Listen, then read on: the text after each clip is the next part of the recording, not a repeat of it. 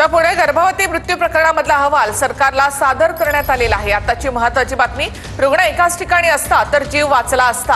अहवालामध्ये याचा उल्लेख असल्याची माहिती सूत्रांकडून मिळते।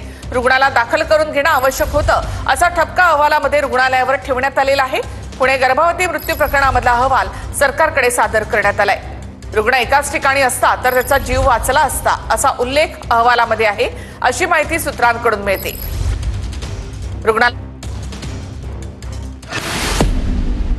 दिनानाथ रुग्णालयामध्ये रुग्ण सकाळी 9 वाजता आले आणि 2:30 वाजता गेले। रुग्ण 5.5 तास होते।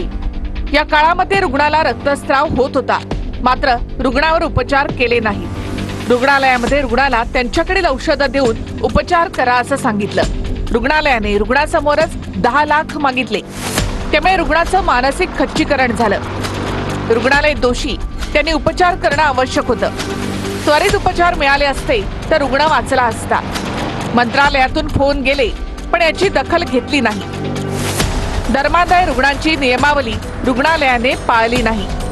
रुग्णाला योग्य ते उपचार मिळाले नाहीत। शासनाचा अहवाल, माता मृत्यू अन्वेषण समितीकडून अहवाल संध्याकाळी येईल। रुग्णाची वैयक्तिक माहिती अहवालामध्ये दिली, त्यांना समज देण्यात येईल।